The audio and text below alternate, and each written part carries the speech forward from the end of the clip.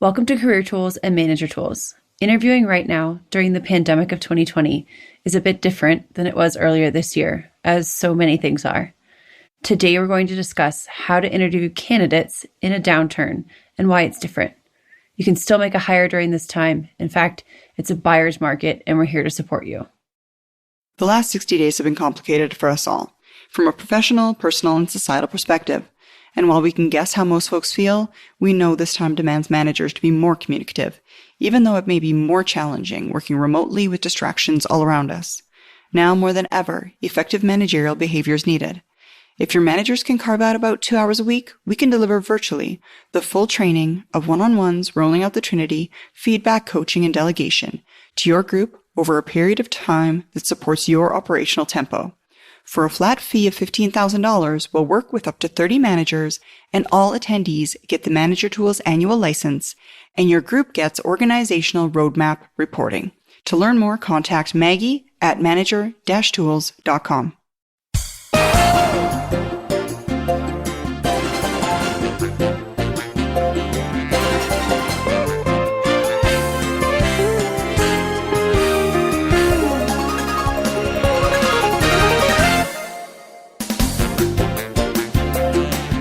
Hi everyone, this is Mike and welcome back to Manager Tools.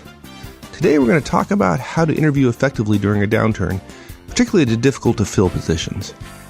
You know, when you actually do get to fill a position during a down market, it usually means it's a critical position, and or one that's been open for a long time.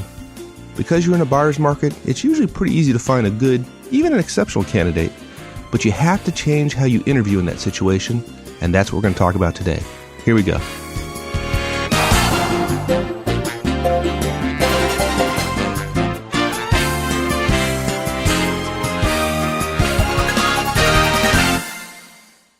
Well, we've always said that hiring is absolutely the most important thing managers do. It is. Yeah, and those managers who are, okay at developing people and okay at planning, right, but great, like stellar at hiring. They always get the very best, and they get folks who are great fits. Those folks are going to outperform the manager who's only average at hiring every single time. Right. Yeah, and that's, you see, other managers can see us doing the development and the planning, right? Or quite frankly, what most managers believe, hit home runs on projects. That makes you a great manager. And they're confusing positive press in the culture in the company with what really makes for great managers. And it is. And to me, I'm amazed we don't get more mail, more comments when I say it. We don't say it that often, but when we say it, we mean it. The most important thing a manager does is hire. And the reason this cast is so important is hiring in a downturn is different. Hiring is hard. It's hard to do well just because so few people do it well. But when you do it during a downturn, there are extra criteria. You just have to do more. Okay. So before we get into like what we're going to do differently, why is it different? Why is it so different during a downturn? Okay. All right, good. So I'd be willing to bet now that let me preface this by saying, I bet you when I say these things, managers are going to nod their heads and go, yeah, he's right. Gosh, yeah, I never thought of it that way. The first one is this. When you make hires during a downturn, there's a greater sense of urgency on the part of managers, right? Oh, sure. Yeah. We totally want to have people who hit the ground running. We've got stuff we need done now. And so basically expectations are higher for those kinds of hires when we're in a downturn. Okay. And then. Okay. That's okay. We're going to come back to that because I see a problem there. Okay. Go ahead. Right. Okay. Right. Okay. So we've totally got to address the special circumstances or we're going to make a bad hire. So you not only got that greater sense of urgency, and then you put on top of that the expectations, and it's not a double-edged sword exactly. It's just two things that work against one another. Right. Yeah. So look, we've got to address those special circumstances, the situation we're talking about, or we're going to end up making a bad hire. And the real danger is bad hires anytime are bad, right? I mean, the only thing worse than saying no to somebody and regretting not hiring them is hiring the wrong person and having to deal with them. Oh, yeah. It's always better to say no. But if you make a bad hire in a downturn, when trying to fill a position is really hard, when getting an open rec is dear, when the need is high, I got to tell you, there are places an executive gives a special requisition to a particular manager for a particularly important opening. The manager makes a bad hire. That's a career limiting move. Yeah, it is. That career termination blinking red light on the top of your head starts going really fast. Yeah, exactly. Yeah. Yeah. Okay. So now that we understand why it's so important, why it is different during a downturn, let's talk about what are we going to talk about today? Yeah, we've got sort of multiple bullets. We've got 6 bullets we want to share as background, simply because at this point we haven't laid out all 50 casts we're going to do on hiring. So we need to lay some groundwork about what our concepts are based on, what are our premises, and then we also have 6 steps on the how-to. The background is, first of all, this cast assumes that top talent isn't on your bench in this case, right? Because if they were, you just hire somebody from your bench. B, too many people get excited about great talent and skills during a downturn. C, our normal interview probably won't get us the extra we need. Okay? Normal interviewing is not enough here. D, we've got to interview for cultural fit. And E, we've got to interview for collaborative abilities. Okay? And F, we're not saying here that we don't recommend you always do this. Doing what we're recommending here in this cast is a great plan. We're just saying that whether you do it or not, if you don't, you oughta. And if you do it, you oughta really elevate it and make it key. Okay? Now, that said, we've got 6 simple steps. First of all, you've got to conduct more interviews. You don't tell the interviewee that collaboration is key. That's a weakness that a lot of managers have. They give it away in advance. 3, you create some simple behavioral questions that address the issue of collaboration, which, oh, by the way, we've done that for you already. Number 4, you have to ask them for their biggest accomplishment in the recent past, and you have to look for a specific type of answer. You've got to end your day with dinner. We'll talk about why that is in a little bit. And then I love that part. It's good. Yeah, yeah, that's a good one. And then at the end, when you're capturing results, you've got to elevate cultural fit and collaboration when you have your interview results capture meeting. So it's 12 points. I know it's a lot, but this is, hiring is important, and this type of hiring is risky. So we've got to be clear. Okay. So looks like we're gonna have a long one, but yeah. So let's get right into it. So your first point about in background was that we assume the top talent isn't on your bench in this case, right? And right. That's a bad assumption, right? Yeah. Could be. I mean, maybe it's true, and then in that case you got a different problem. But right. But think about it, right? I mean, one of the many reasons you were successful was because you knew who was good in the organization and you had a relationship with them. And when you had an opening, you got who you wanted, right? Right. Yeah. And part of that, I mean, when it all comes down to it, that was it. That was what made me successful. I mean, I had great people. See, you and I, we agreed on this stuff. The whole issue of hiring, it's like, I said to you once, the thing people, they think that I would tell them the most important thing managers can do is one-on-ones. And I said, no. The most important thing you do, and you said, get good people. There you go. It's all about people. It's Horstman's first law. We just want to be clear. There are a few of you out there who are listening who have great benches, and we applaud you for it.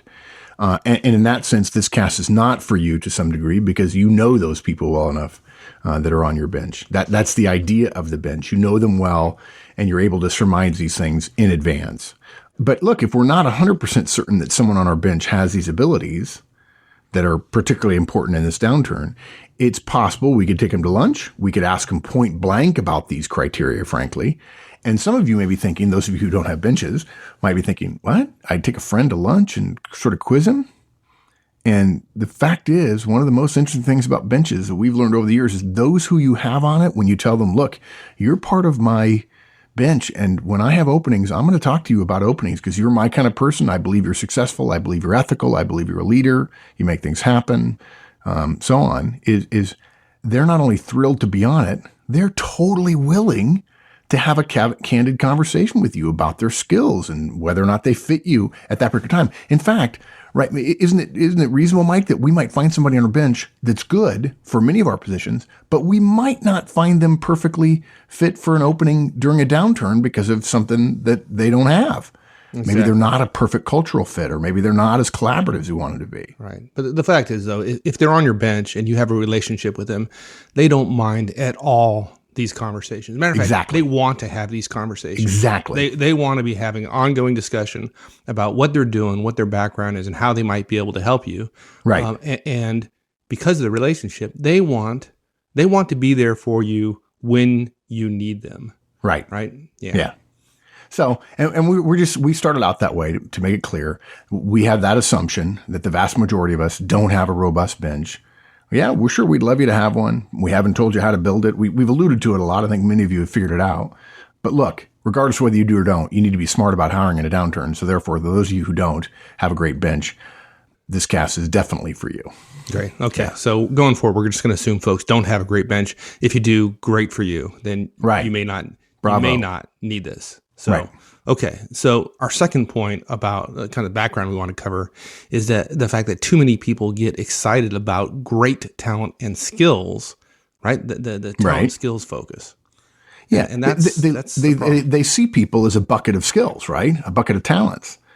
I can't argue with you. Sometimes when we look at people when we're making evaluations, we do the same thing, and it's really frustrating for companies because, look, there are always needs for people. In every firm, there's always potential to add a person and really have them make a difference. But if you get an open requisition to hire in a downturn, that is really saying something about how critical the position is. Somebody senior, probably, maybe you, has said, wow, even though we may be laying off somewhere else, or even though we have a hiring freeze, or even though it's unofficially a freeze, or even though I've told you don't hire anybody, even though there's no corporate policy about it right now, for the right position, in the right situation, in the right market where we have a chance to grow, we may choose for one position to make a hire and to open that requisition. The position really does need to be filled. And the mistake that managers make, and I've made it, and many of us have made it, is that when we have that opening, when we recognize that sense of urgency we're feeling, too many of us narrow our view of potential candidates. We don't see the whole person. We don't think about fit. We don't think about them a year from now. And we just zero in. What skill set do we need? What do we need this person to do? And what accomplishments do they need to have had so that we can prove that they're right for the job? And we end up looking just for that. We just see people as cardboard cutouts of skill piles, right? And if the guy's got the right skill piles or she's got the right skill piles, well, that's the person we want to hire. And we can just assume that wherever they are now, they're going to go and come here and they're going to be fine. Now, look, we're not saying we don't want you to hire somebody, without skills and accomplishments. I'm glad you said that because I was going to go like, okay. Yeah. No. We want a big fat pile of skills and achievements, right? Okay, good. Okay. Yeah. We're clear on that. Good. But the thing is, too many of us react too quickly, right? We realize that the rec is going to close. The director, the executive is not going to say, sure, take as long as you want. They're going to say, look, you better find somebody because this is politically sensitive. This rec is open. It's going to make other people want to go to the senior executive who opens recs and say, if he can get a rec, I can get a rec. And if 3 or 4 recs are open, suddenly the CEO or an EVP goes, hey, shut down those recs, right? We just laid off 100 people. Right. Yeah. This particular rec Stargate is closing quickly. Right? There you Okay. So look, here's what we do. We react quickly. Okay. We call recruiters, we call friends, we ask our peers, we ask associates. And when we think about positions to fill, we think about what the person needs to do. That means skills and abilities. We narrow our focus to the best skills in the most important area. We start doing very top 1 and 2 criteria at the very time that we should be fully considering everybody. We want to be fast, and so we narrow our analysis, when in fact, it's exactly opposite because what we most need is the perfect fit, and fast and perfect rarely go together. Look, it's normal. If something has to be done fast, it's a normal heuristic to say, okay, let's pick the top 1 or 2 things and make sure we hit on those. Right. But it's inherently a shortcut, and shortcuts always increase risk. Yeah, and risk mitigation is the story here, right? Yeah, exactly. Look, we substitute our speed for our fundamental smarts. We increase our risk of a bad hire at the very time when our fundamental premise must be risk mitigation against the bad hire. Right. Yeah. So look, part of the reason we focus on great skills is that it's easy We all know how compelling it'd be to hear about a candidate saying, she's done it before. Look how good she did at XYZ. And when you hear done it before, that's great. But it implies something about the person that most managers have never heard of before, frankly, when it comes to management. And that is goodwill. And the problem is they had goodwill where they were, but they won't have it where you are, where they're coming to. And the theory being goodwill doesn't travel very well. So we'll come back to that. You said something interesting, which I think our normal interviewing process that we've described before is pretty thorough. Yeah. It is. Yet you said it probably won't get you the extra you need. Why is that? Yeah. Okay. Look, too many of us are naturally too speedy in interviewing when it comes to hiring. Okay. Naturally. If you ask me, go out, interview 20 managers, how long did it take them to make hires? In those cases where they made a hire, I would say, wow, I would have taken longer. I just generally slow things down when it comes to hiring. More, slower, more full, more detailed, more accurate. Okay. But then if you put that same manager in the hot box environment of a downturn, and it's for a critical position, too many of us want to speed up. And I know I'm beating that horse, but I'm sorry, it's true. The Stargate is closing, right? So what we know is that most managers don't follow our process, right? The good ones do. They know to slow it down. They beat people up when they go through the interview, and they say the reason you got beat up is it's a high wall you have to climb over, right? One of our first things on hiring was set the bar high. Okay. So if we're not doing enough already and then we speed up, what are the chances we're going to end up doing more while we speed up? Right? So we believe in our process. That would slow most managers down enormously. And we know that even if you follow that process, there's still yet more to be considered because this is a unique situation and you want to increase the things you do to mitigate your risk. Good. Now one thing I've found in interviewing during times like these is that, you probably ought to pay attention to it all the time, but we tend not to. What I found, though, is that paying attention to cultural fit and interviewing for cultural fit is absolutely critical in times like these. Yeah. And, it's funny. I've learned a phrase that when I hear it, I said earlier, she's done it before. And that's the phrase that usually managers mean, oh, the right talent and skills, probably going to be a good fit. The other phrase that I hear that people believe is a good proxy for cultural fit, and it's not, is either out loud or in a manager's head, they say, I like him. Right. And people mistakenly believe that because they like somebody, they're a cultural fit. But that just means that one person likes them. Nothing wrong with liking them. We want you to hire people you like. But that's the shorthand that managers go through that I've seen too often. Mark, I like this guy. Yeah, but he's not right for the culture here. Right. Oh, yeah, I guess I didn't think about that. We immediately say, I like him, so therefore he's okay for the culture. Look. Right. Well, this goes back to, I think you mentioned the term goodwill earlier. Yeah. And companies have goodwill and right. Frankly, goodwill is a big piece of their valuation, right? It's one of those intangible assets that actually has value. Well, professionals have goodwill as well in their company. And guess what? Yeah. That goodwill they have in company A, when they come to work for you, they don't have it anymore. Ain't got it. Yeah, there's not a management valuation put on it because the goodwill goes to zero when manager at company A goes to company B. The simplest way to describe it is as it relates to job changing is goodwill is the ability one has to get things done where one is presently working, which is based on existing relationships, previous work experience there, their reputation there, their time in the role and their organization, which would not exist somewhere else. Yeah, there are rare exceptions. If you hire a Nobel Prize winner or if the person is an industry thought leader, right? But how often raise your hand out there if you've actually ever hired somebody who's an industry thought leader and written white papers and spoken at conferences and so on. Yeah, I don't see any hands. Okay. It's easier to do things where you are now than it is to do them somewhere else because of goodwill. If for no other reason, you know where the heck the coffee pot is and the copier is. But it's more than that, right? Right. Well, this is something we got to come back to on a different cast because this applies. Yeah. You got to think about this when it comes to thinking about whether you want to go to a different company. Yeah. Right. How easy is it for you to get things done at your company based on your history and so on? Yeah.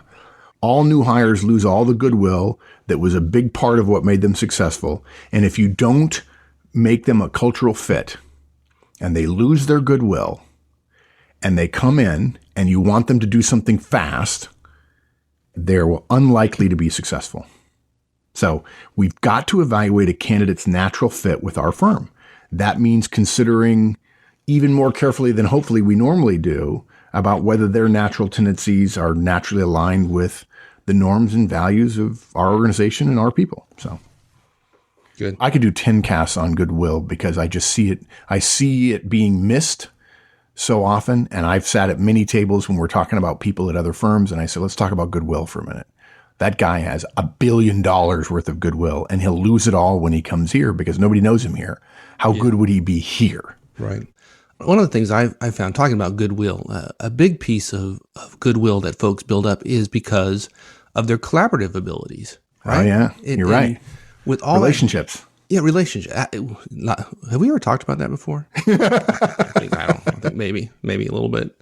But with all that goodwill gone, we've also got to do something to account for that part of any candidate's success and how it will translate into the firm. That that success based on their ability to collaborate.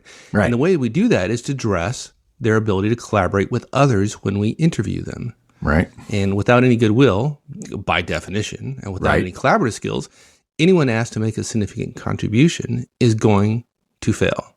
Yep. Right. And if you're thinking, we talked earlier about reducing risk. If you're talking about reducing risk in a downturn and you hire somebody without collaborative skills, man, you're nuts. Messing up. And it's going to be our fault if we allow it. Exactly. That's the thing. It's not going to be the new guy's fault that you hire that doesn't do well. It's going to be the executive who says, I put out my neck for you. I defended the one open rec in our division for you, and you hired the wrong guy.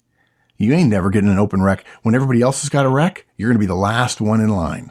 Right. And a small piece of it as well is that, if you're hiring somebody in a downturn, everybody else knows it. It's rare. Yep. It doesn't happen. I tell you what, you bring somebody in who can't collaborate with others, that's a high wall for them to climb over. Yeah. Yeah, exactly. Oh, think about the hurt feelings. I didn't even think that's not even right. We didn't even talk about that. Yeah. You got a guy like this. You got a guy coming over here telling me what he's going to do and what I have to do for him. And he's the guy you hired in this downturn. And this guy ain't collaborative. And that you want me to swallow hard to deal with a guy that you hired when nobody else get an open rec? I don't think so, buddy. Yeah. That's the way to make friends. Nobody else can get a rec. You got one and you hire a jerk. Yeah, exactly. Good luck with that. Yeah. Yeah. Okay. One more point, which is, look, we're not suggesting that the only time you look for cultural skills and collaborative skills is during a downturn. What we are saying is, if you're already doing that, great. Do it harder now in a downturn. Okay. And if you're not doing it, oh my gosh, if you don't, your risk is tripling, quadrupling, quintupling overnight, and you've got to start doing it. And that's why this cast exists, is to give you specific ways to address collaborative and cultural fit and some other things that will help you feel better and reduce your risk if you do choose to hire somebody. Right. So now we get to how to. Now we get to I guess the meat of it maybe. So the question here is, okay, with all that background, what are we going to do differently? Like how? Okay, so we understand that. Now what do we do? Yeah. Tell me how. And rule number 1 is conduct more interviews. Just literally more, okay? Now, it's important that when you and I say interviews, what we mean is a professional is going to spend time, at least an hour, with a candidate, and that professional's opinion is going to be considered when we capture results from the interview at the end of the day or the end of 2 days or whatever. If you get an interview from a person, that person gets a potential veto, a likely veto power over you. And so we don't just mean having more people talk to the person. We mean more full, in-depth interviews. Yeah. Okay. Well, that sounds simple enough, right? But it's totally counterintuitive based on what I've seen for managers because of the speed issue. Exactly. That need for speed, the fear of that gradually closing Stargate, the wreck Stargate, right? It gets in our way. We're ready to go. Ready, fire, aim.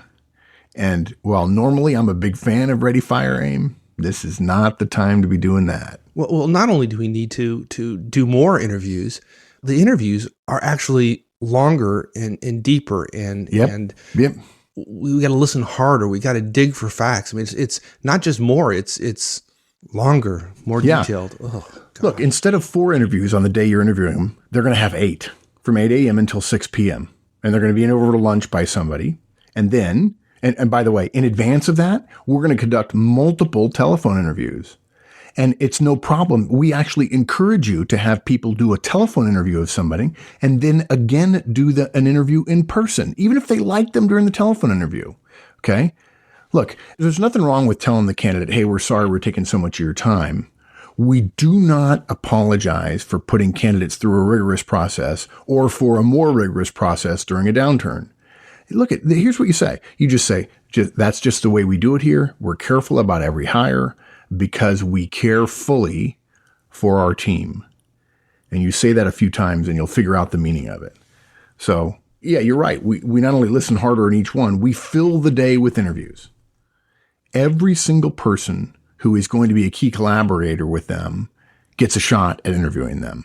Right. And just to make sure, folks, that all our previous advice about interviewing still applies here. They use the same form. They ask the same questions. Yep, that's right. They do all that, right? Right.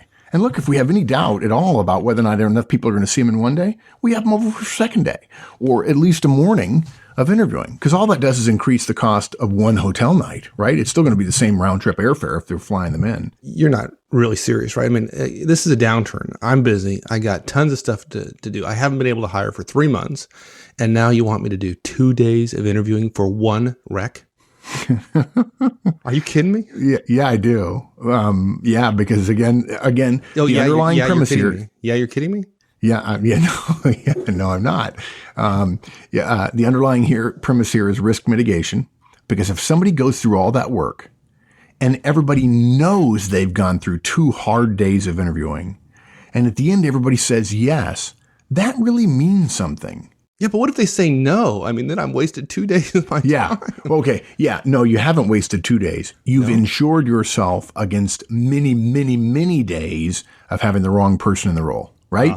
Okay. You're just buying insurance. That's all you're doing. Okay, buying insurance. Okay, yeah. that's good. And insurance for this is expensive because the danger is high, right?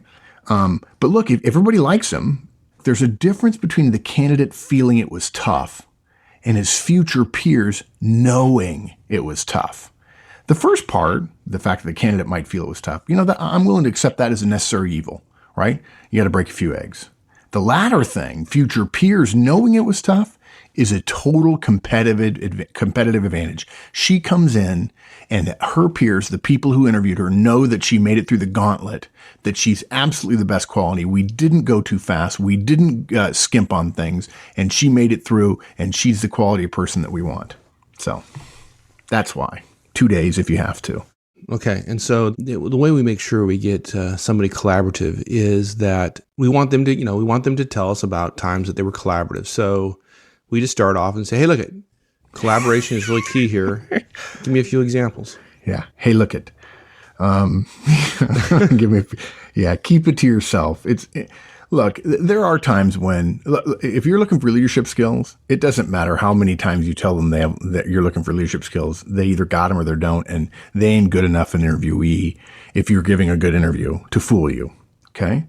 Unless you're totally certain that you've got a roster of really highly competent interviewers. And just to be clear, I'm sorry, I love you guys, but you don't. Okay. You can't let on that one of your core concerns is collaborative abilities, because what happens is if your team isn't up to it and you tell them collaboration is important, they're going to mention a lot of the people and they're going to talk about other people, but that may not mean anything regarding collaboration. A high D, a forceful, dominant person who knows collaboration is important, is going to talk about the team a lot, but that's not a behavior when they talk about the team. You've got to hear proof, and the proof will be in the way they talk about accomplishments. Okay, well, let's assume for a second that folks are following our advice and they're getting, all the folks that this person, if they get hired, is going to collaborate with. Right. They're involved in the interview process. Right. Do you share the fact, given that they're probably not as good an interviewer as this typical manager tools manager? Right. Do you share with those folks that you are looking for collaboration? Great point, and the answer is yes. Yes, okay. I also tell them we don't share that with him. And we look, in advance, I send them the interview tool, right? I give them the questions that they're going to ask, and there's going to be a question or two about collaboration. Even if I miss and I don't tell Jerry, one of my guys who's interviewing this person, that collaboration is the key. Jerry's going to ask those collaboration questions, and he's going to get a sense based on the answer. Okay, so then at the closeout meeting, you're going to query Jerry for examples that he heard. Absolutely. That describe collaborative behavior. We're going to elevate collaboration as one of the fifth wheel, if you will, in our final review, saying give us a yes or no reason and then a yes or no decision, and then tell us in these 5 areas, including collaboration, what you heard and saw that caused you to like or dislike. Okay. So once again, I was wrong. We don't tell the candidate that collaboration is key. Well said. Just do the opposite of what I say. Okay, so we're going to do that. So then we need to have some behavioral questions around collaboration. Yeah. So how do we do that? Yeah, look, people say, okay, fine, I want to understand their collaborative skills. One person said, that's easy. You just listen for other people's names in their answers. And I had to hand it to him. It's better than nothing, right? Right. The person who mentions a lot of other people's names is, in everything else being equal, is probably slightly more collaborative than the person who mentions no other names when they interview. And of course, people get all kinds of bad information about interviewing, saying one person will tell them, say we a lot because it's team, team is big now. And other people say, no, you've got to say I because they're only hiring you. And they feel like they're being bounced between two people who probably don't know anything anyway. Yeah. If they're using other folks' names quite a bit, that's one indicator, but a name is not behavior. Yeah, exactly. Right? That's We're the key. looking for behavior. Look at Manager Tools keeps coming back to that over and over again. It's all about behavior. Because behaviors are what people do. And action is what creates the right actions, the right behaviors are what creates profitable organizations. Okay. So I got an idea. Why don't you make it really super simple for folks and just give us a couple questions we can use in our interviews. And we'll just copy them. We'll just say word for word what you say. So you're on the spot. Okay, good. Give me 2. It'll be in the show notes, right? We ask specific questions designed to hear their skills. Here are 2. First one. Tell me about a time when you had to work with others to achieve something difficult at work in the last couple of years. What was the goal? How did you go about including others? What did you do? And what were the results? And were you collaborative? Oh, no, we didn't say that. Oops. Yeah, don't say. Nice. And then the second one, describe for me an accomplishment where you had to rely on others to accomplish the mission and not just your subordinates. How did you engage with your associates? And what was the result of your efforts? Now, I tell you what you'll hear a lot in this question, in both these questions. Oh, I talked to this person. And the effective behavioral interviewer say, well, tell me about that conversation. What did you say to Tina? What did you say to Christy? What did you say to Barbara? Right? You have to ask. And all too often, well, I talked to them. And then you realize that it's probably pretty thin. They know they have to talk about collaboration, so they talk about talking to other people. But in fact, they can't recall the details. They don't do any of the things you're looking for. And these questions with a little bit of digging will tell you, they will basically, again, as we always look for in interviewing, spread the field. Tell me how much different the top person is from the bottom person. Good. And it's crucial. You've got to do this. You've got to ask collaboratively based skill questions in hiring in a downturn. Good. Okay, so folks, go get the show notes. The questions are in there. There you go. Okay, so we ask them that question: are you collaborative? No, right. we don't do that. And then we ask for their biggest accomplishment in the recent past. Right. And look, this is easy. With the previous question, no matter where you ask it in the interview, when you ask these collaboratively behavioral skill questions, that's one thing. Okay, but when you ask for their biggest accomplishment, everyone tends to narrow their focus and they essentially start selling what their primary skill is, okay? If they've got any collaborative skills, you'll hear it, okay? And so you're asking the question and you want to see whether or not they naturally include others and behavior toward others and with others in their recitation of their answer. Do they mention specific conversations? Do they discuss negotiations, for instance? Do they talk about concessions they had to make? Did they talk about agreeing to step back? Do they suggest that they allowed another person's agenda to take precedence for a certain reason over theirs? Do they engage in behaviors which show you that they're maybe able to lose the battle and win the war? And what we find is those people who are collaborative, you'll hear those kinds of things in their biggest accomplishments because collaboration is important to them. If their biggest accomplishment does not show you the collaboration, look, that's not a good sign. If you bring this person into a new situation and he or she thinks it's a mandate, right? You give them the impression that go, go, go, go, go. He's likely going to lead with his strengths. He's unlikely, though, to be successful if you or your peers have to take him aside a couple of times and say, hey, this is how it's done here, because he ticks some people off because he's not collaborative, because they don't know him and they're having to build a relationship while they're working on an important project.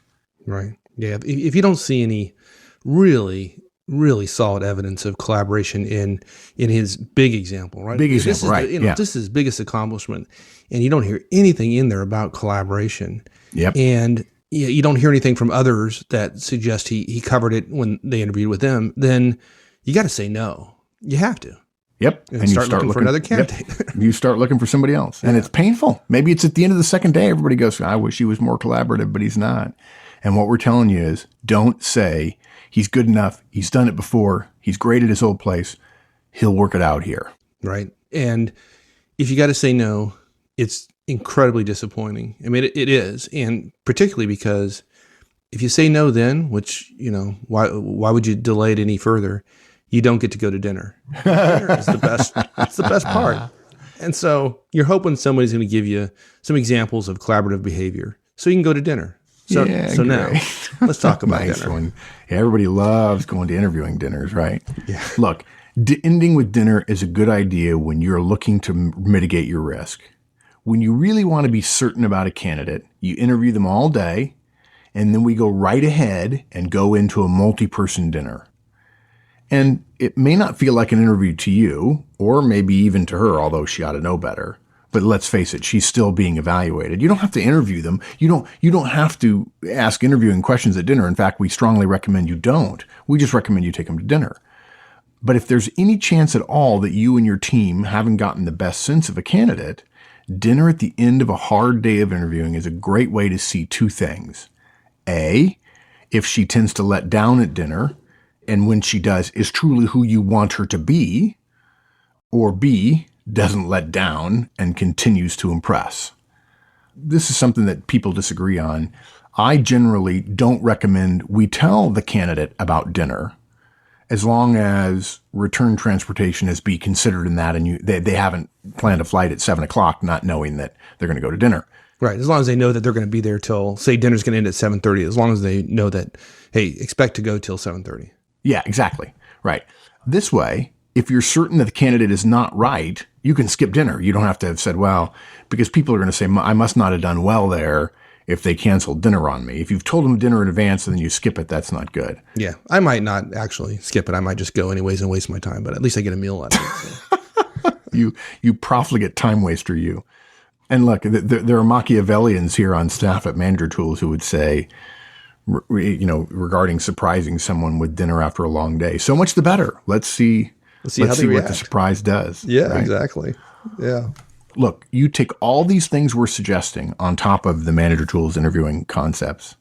These are all full, fair, and complete when it comes to an interviewing experience in a downturn. The question is, why would we want to hire somebody in a down market with a partial, not full, unfair, and incomplete process? That is exactly the time to be rock solid in your process. Okay, and then after all that, then I think we've alluded to this, but you just got to elevate culture fit and collaboration in the interview results capture meeting that we always do after these interviews. Right. And look, there's a cast on that. We recommend it as a way for each interviewer to make a hire or no hire decision. And we recommend they follow it by highlighting 4 areas: interpersonal, cultural, skills, and technical. And I'm not going to go back through that cast. We encourage you to give it a listen. What we're suggesting here is that you start the capture meeting by reminding everybody, I want us to add a 5th category to those 4, and it's collaboration. If we're going to ask the person we hire to be effective here pretty darn fast, which we obviously are if it's an open rec and a downturn, they're going to have to be good at collaborating with us from day one. So I'd like to hear the special attention you paid when he or she was here regarding her fit into our culture. And look, when I think back on this cast, that's a lot to do. And I think for many managers, of course, I'm comparing it to the manager tools process, right? For many managers, y'all are comparing it to, 1 or 2 interviews. We know that's a lot to do. And we're telling you, in this case, it's absolutely worth it to spend more and better time on hiring if you're in a downturn. Resist the urge to feel the need for speed about that closing Stargate wreck. Right. It's just not worth it. Yeah. And once you start doing this in a downturn, then when we have the upturn, just keep doing it. Yeah, exactly. Yeah. If you get good at it in a downturn, God, even better in an upturn. Don't stop. Yeah. So you want me to run through a quick overview? Yeah, please wrap up. Don't assume we haven't assumed top talent is on your bench. If it is, bravo. Send us an email. Tell us about it. Too many of us get excited about great talent and skills, but that doesn't always translate. It's built on goodwill. Okay. The normal interviewing process that we recommend is probably not enough in this situation, and that's why we did this cast. You've got to interview for culture. You've got to interview for collaboration. And again, these are all good things to do normally. We just know they're particularly important here. And our how-tos are more interviews, telephone interviews in advance, more interviews during the day, have them there for a second day, and more and deeper interviews. Don't shorten your interviews just to get more. Keep them as long as you can and add an extra day if you have to. Don't tell them collaboration is important. Ask those behavioral questions about collaboration. Ask about their biggest accomplishment in the recent past, and then evaluate it for whether or not it naturally seems to be collaborative. End with dinner. Surprise them a little bit. See how dinner goes. And then when you capture results, you've got to elevate culture fit and collaboration to make sure that everybody's okay with those two things, because those are the quickest killers of a too fast hire, a too quick hire, if you will, when it comes to hiring in a downturn. Awesome. All right, my friend. Thanks, partner. We'll see you later. Well, that's it, everyone. Hope you enjoyed it.